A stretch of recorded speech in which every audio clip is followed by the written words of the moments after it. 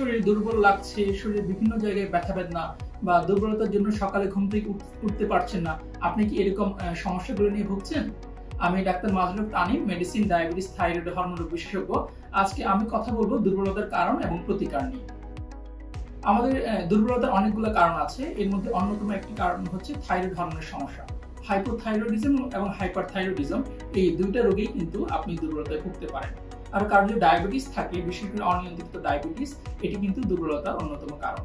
এছাড়া আমরা দেখি ভিটামিন ডি ডেফিসিয়েন্সি বা ভিটামিন ডি যদি ঘাটতি থাকে শরীরে, এটিও কিন্তু দুর্বলতা করতে পারে। এছাড়া কারো যদি রক্ত শূন্যতা থাকে বা অ্যানিমিয়া থাকে, এটিও কিন্তু দুর্বলতার একটি অন্যতম কারণ। এছাড়া আরেকটি হরমোনের রোগ আছে, অ্যাড্রিনাল ইনসাফিসিয়েন্সি। কারো যদি কর্টিসল হরমোন কম থাকে, সেই কর্টিসল হরমোন কম থাকার জন্য কিন্তু দুর্বল লাগে, মাথা ঘোরায়, বমি লাগে, এরকম অনেক রোগী আমরা পাই। এছাড়া যারা বয়স্ক রোগী আছে, তাদের বয়স রিলেটেড কারণ অথবা ক্যান্সারে আক্রান্ত যারা, তাদেরও দুর্বল লাগে। এখন আসি যে দুর্বলতাগুলো নিয়ে যখন রোগীরা আসে, তখন আমরা কি করি এবং কিভাবে সেটি আপনার ওভারকাম করার চেষ্টা করি। আমরা প্রথমে চেষ্টা করি যে দুর্বলতার কারণগুলো খুঁজে বের করতে। আমি প্রথম বললাম যে থাইরয়েড হরমোনের তারতম্য, যেমন হাইপোথাইরয়েডিজম এবং হাইপারথাইরয়েডিজম দুর্বলতার অন্যতম একটি কারণ। এই থাইরয়েড হরমোনের সমস্যা যাদের থাকে, তাদের কিন্তু দুর্বল লাগে, শরীর বিভিন্ন জায়গায় ব্যথা হয়, চুল পড়ে যাচ্ছে, বা মেয়েদের মাসিক অনিয়মিত হচ্ছে, বা বাচ্চা কাচ্চা হচ্ছে না, বা বাচ্চা হলে বারবার অ্যাবর্শন হয়ে যাচ্ছে, এই ধরনের লক্ষণ নিয়ে আমাদের কাছে আসে।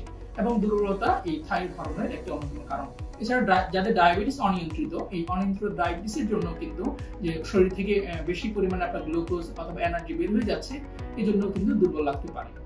এছাড়া আমি আরেকটা হরমোনের নাম বললাম, কর্টিসল। এই কর্টিসল হরমোনের ঘাটতি যদি থাকে, তাহলেও কিন্তু উনি দুর্বলতায় ভুগতে পারেন।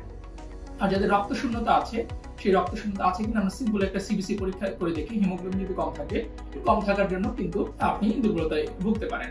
তাই কেউ যদি এরকম দুর্বলতায় ভুগেন, তাহলে আপনার মেডিসিন অথবা ডায়াবেটিস হরমোন বিশেষজ্ঞ এন্ডোক্রাইনোলজিস্টের পরামর্শ নিতে পারে। উনি আপনার যথাযথ প্রয়োজনীয় পরীক্ষাগুলো করে আপনার কারণটা নির্ণয় করে যদি আপনার চিকিৎসা দেন, তাহলে আশা করি আপনি এই দুর্বলতা থেকে মুক্তি পেতে পারেন। আরেকটি ইম্পর্টেন্ট আমি কথা বলেছি যে ভিটামিন ডি ঘাটতি কিন্তু দুর্বলতার অন্যতম কারণ। তাই আমরা অনেক সময় ভিটামিন ডি পরীক্ষা করেও দেখি, আমাদের বাংলাদেশের অধিকাংশ মানুষেরই দেখা যায় যে ভিটামিন ডি ঘাটতি থাকে। আর এই ভিটামিন ডির উৎস হচ্ছে আপনার সূর্যালোক এবং ডিমের কুসুম, সেগুলো খাওয়া। এছাড়া অনেক সময় আমরা ভিটামিন ডি এর সাপ্লিমেন্টও দিয়ে থাকি। তাই কারো যদি এরকম সমস্যা থাকে, আপনার একজন এন্ডোক্রাইনোলজিস্ট অথবা হরমোন ও ডায়াবেটিস বিশেষজ্ঞের পরামর্শ নেন। আপনারা যদি এই বিষয়ে ডাক্তার খুঁজে পেতে চান, আপনার হেলথ এক্সের যে আপনার হটলাইন নাম্বার দেওয়া আছে, সেখানে ফোন দিয়েও আপনার ডাক্তার খুঁজে পেতে পারেন। ধন্যবাদ।